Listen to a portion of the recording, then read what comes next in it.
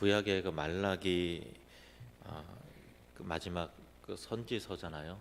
그 이후에 말라기 선지자의 예언이 끝나고 나서 약 400년간 하나님이 침묵을 하십니다. 어떤 선지자를 통해서도 어떤 꿈을 통해서도 말씀하시지 않아요. 400년간 침묵기라고 하는데, 그 당시 이스라엘 백성들은 물론 이제 자초한 일이었지만 그들 현실은 굉장히 고달팠거든요. 로마의 압제 가운데서 영적인 어둠으로 신음하고, 하나님께서 약속하신 메시아는 정말 언제 오시는가라고 기다렸지만 현실은 계속해서 암울하고 절망적인 긴 시간들이 지나고 있었습니다.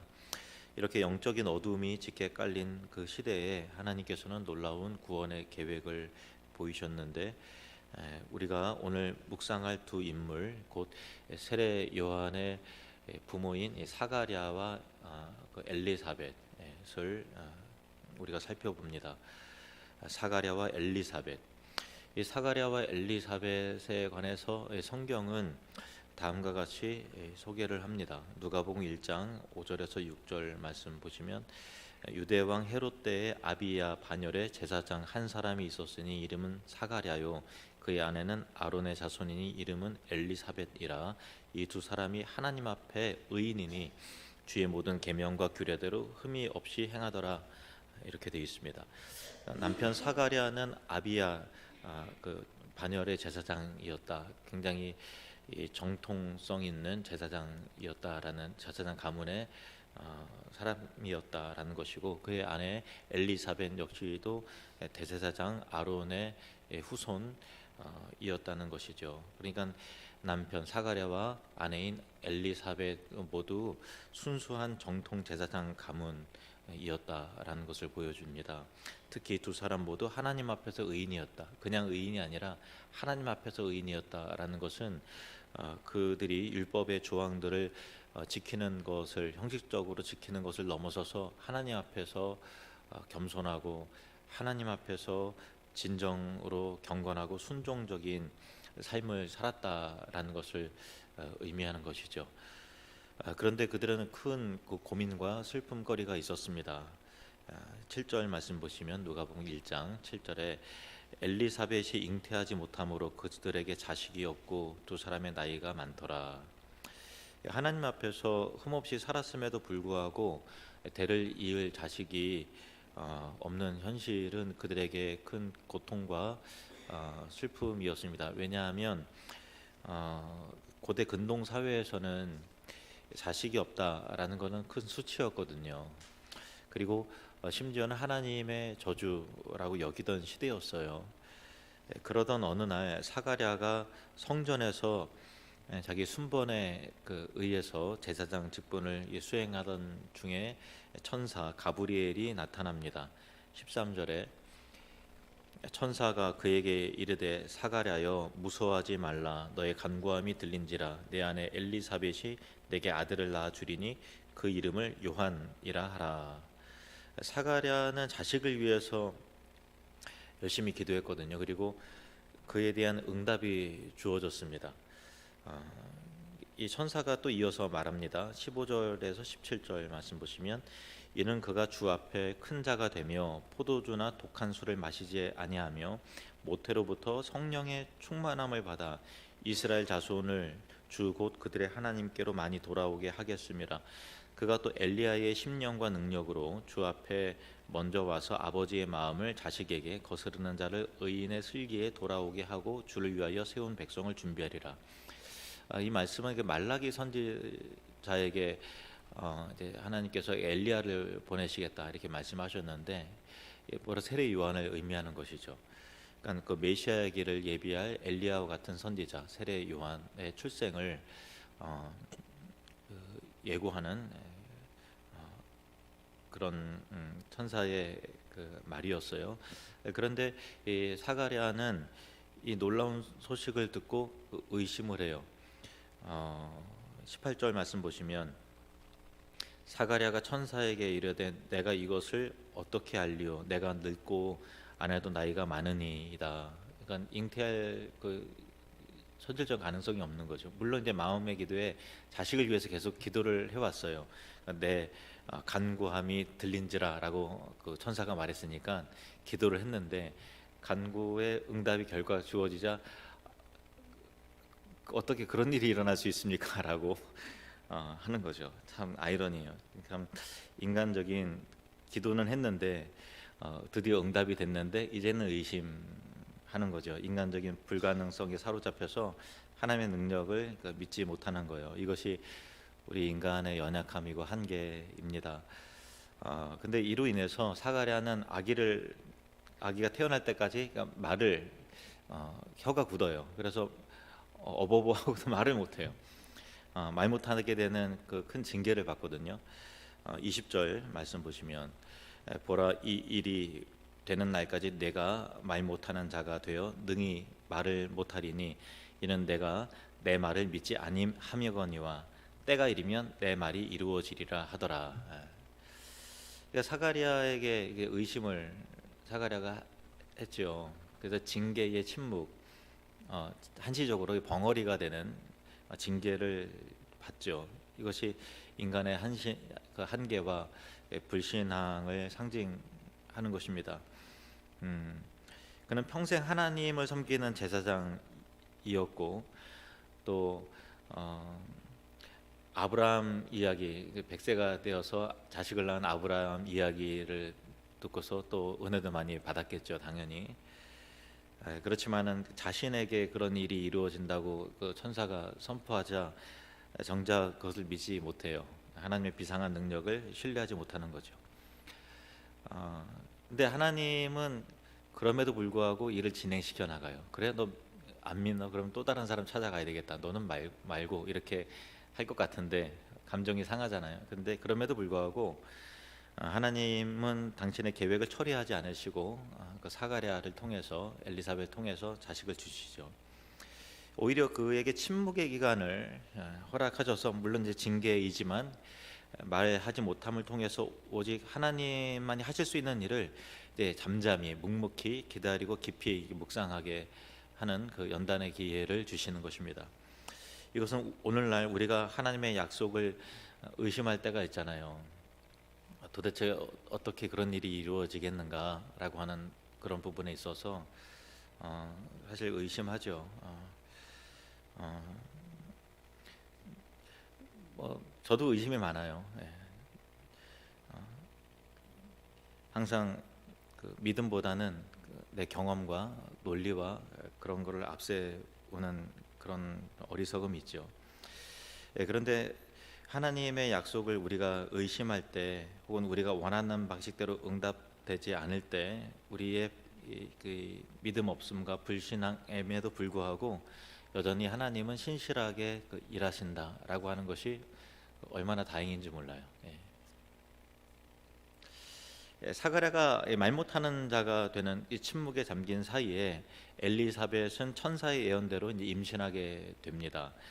엘리사벳은 임신 후 5달 동안 몸을 숨기면서 그때 이게 말하는데 24절 25절 말씀 보시면 이후에 그의 아내 엘리사벳이 잉태하고 5달 동안 숨어 있으며 이르되 주께서 나를 돌보시는 날에 사람들 앞에서 내 부끄러움을 없게 하시려고 이렇게 행하심이라 하더라.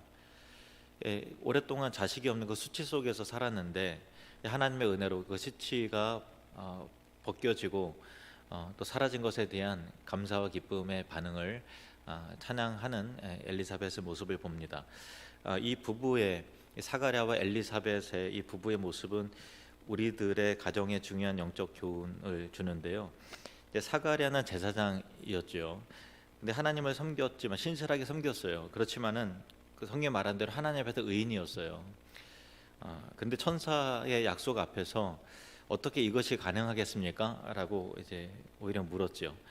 반면에 엘리사벳은 자신의 몸에 일어난 하나님의 역사를 경험하고서 즉시 주께서 나를 돌보셨다라고 이제 기쁨으로 반응을 하고 고백하는 것을 봅니다. 우리 각각의 성도들의 가정에도 대체로 이런 모습들을 좀 보게 되는 것 같아요. 남편들은 대체로 이성적이고 논리적이고 분석하고 것도 따지려고 하죠. 근데 아내들은 대체로 직관적으로 받아들이고 관계적으로 반응하는 것을 봐요. 그러니까 뭐 어떤 게 더 낫다라는 측면보다도 믿음의 색깔이 좀 다른 것 같아요. 그런데 하나님은 이 둘의 조화를 통해서 당신의 온전한 뜻을 이루시는 것들을 많이 봐요. 그러니까 사가랴의 이 징계성 침묵은 오히려 물론 이제 징계의 성격이 있지만 오히려 엘리사벳의 믿음을 통해서 그 침묵이 보완이 되고, 또 엘리사벳의 기쁨은 사가랴의 깊은 묵상을 통해서 더 풍성해지는 거죠.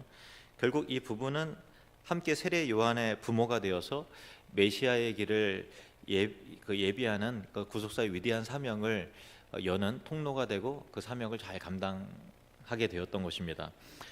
남자들의 그 이성과 또 논리와 어떤 그 뭐 합리성도 중요하지만 그것이 오히려 하나님을 제한하고 그분의 놀라운 역사를 의심하는 걸림돌이 되지 않도록 우리 남자들은 좀 그 주의를 해야 됩니다. 대체로 그래요. 물론 이제 다 그런 건 아니겠죠. 근데 대체로 보면 이 남자들이 그런 부분에 있어서 걸림이 되지 않도록 조심해야 되고, 때로는 그 사가랴처럼 우리가 그 침묵을 배워야 할 때가 있어요. 왜 침묵을 하나님이 하게 하셨을까요? 사가랴가 그냥 그럴 리가 있나 하고서 이제 부정적인 얘기를 하니까 너는 일단 말하지 마 이렇게 아예 그냥 하도록 어버버하도록 그렇게 하신 거예요. 계속 말할 때 그냥 기쁨과 감사와 아멘 하면 되는데 이래서 안 될 것 같고 저래서 안 될 것 같고 계속 얘기하니까 너 가만히 있어 말하지 마 이랬다는 거예요. 그러니까 우리가 침묵을 배워할 때가 있는 것이죠. 그리고 단순하고 순수한 믿음으로 하나님을 신뢰하는 엘리사벳과 같은 그 아내의 신앙을 이제 배울 필요가 있죠. 그것이 우리 가정을 하나님의 축복의 통로로 만드는 지혜입니다. 그 엘리사벳의 임신 6개월째 되던 때에 이제 마리아가 찾아오는데요. 이 만남은 인류 구원의 역사에서 매우 중요한 순간이었어요. 마리아가 엘리사벳에게 무난한 소리를 듣는 순간에 엘리사벳이 임신을 하고 있었는데 그 배에서 태동이 막 느껴지면서 아기 요한이 막 기뻐 뛰는 거예요. 성령 충만함으로. 그것을 엘리사벳이 아는 거죠. 41절에서 몇 절 보시면 엘리사벳이 마리아가 무난함을 들음에 아이가 복중에서 뛰노는지라 엘리사벳이 성령의 충만함을 받아 큰 소리로 불러 이르되 여자 중에 내가 복이 있으며 내 태중의 아이도 복이 있도다. 내 주의 어머니가 내게 나오니 이 어찌된 일인가. 보라 내 무난한 소리가 내 귀에 들릴 때에 아이가 내 복중에서 기쁨으로 뛰놀았도다. 주께서 하신 말씀이 반드시 이루어지리라고 믿은 그 여자에게 복이 있도다. 태중의 아이가 성령 충만해서 기쁨으로 막 태동이 뛰는 거예요. 아직 태어나지도 않은 그 아기에게 이런 일이 일어난 것이죠. 이것은 단순한 태동이 아니라 천사가 요한에 대해서 모태로부터 성령의 충만함을 받을 것이다라고 하는 예언이 이제 이루어지게 된 것이죠. 그러니까 이것은 태아가 단순히 어떤 이 생물학적인 조직, 정자와 난자가 만나서 세포 분열하는 그런 어떤 생물학적인 걸 관점에서 볼 것이 아니라 하나님의 영적으로 반응할 수 있는 인격적 존재라는 것, 그것이 성경에 분명히 말씀하고 있는 거예요. 단순히 심장이 되는 생명 그 이상의 하나님의 형상으로 만들어진 영적 존재가 이 자궁 안에 있는 것이죠. 이것이 성경이 말하는 이 태중의 아기예요. 물론 세례 요한은 특별히 성령 충만함을 받은 거죠. 그래서 임신한 어머니는 단순히 육체적인 생명만이 아니라 내가 영적 생명을 품고 있다라는 그 거룩한 책임 의식을 가져야 된다라고 하는 거예요.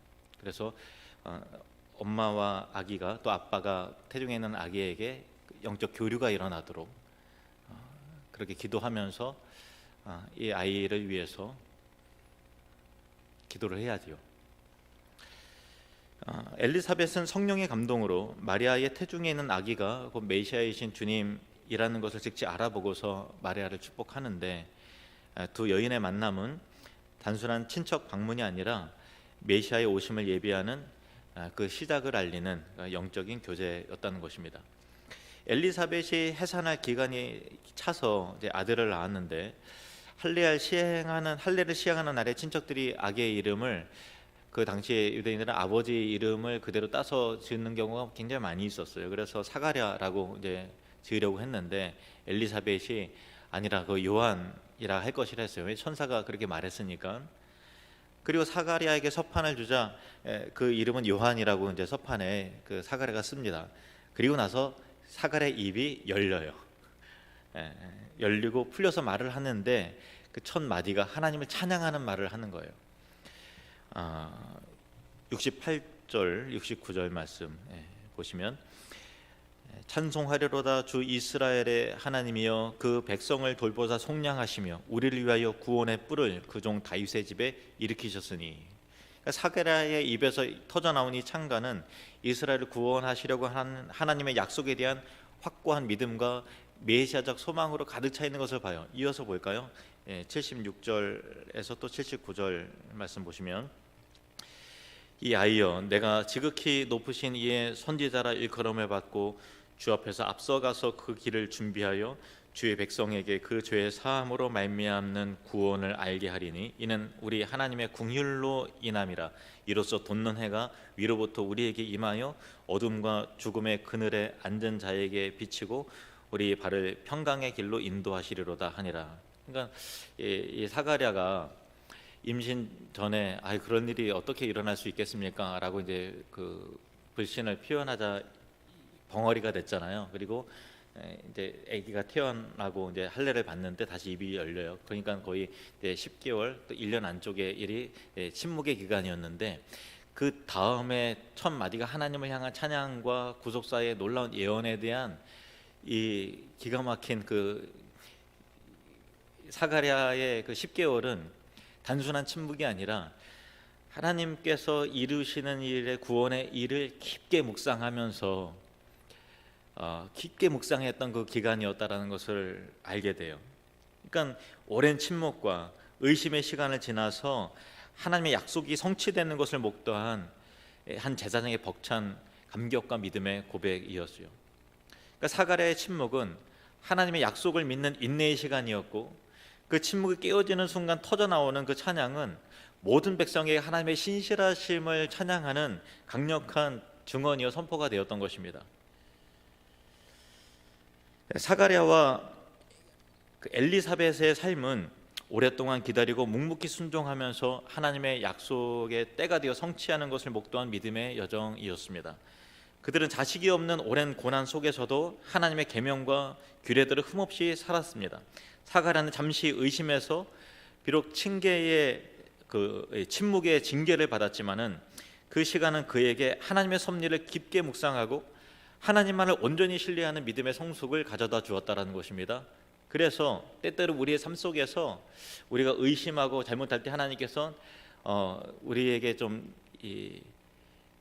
의도적 훈련의 기간을, 연단과 고난, 침묵의 기간을 허락하실 때가 있는데 그것마저 하나님의 선하심에 따라서 우리가 성장하고 성숙하고 믿음의 하나님을 향한 믿음의 대로가 열리고 또 우리의 믿음의 수준이 깊어지고 또 하나님의 말씀에 대한 깊이 있는 이해가 그 이전보다 더욱더 풍성해지는 그런 기회가 또한 되는 것이죠. 그런 측면에서 보면 징계도 선하다.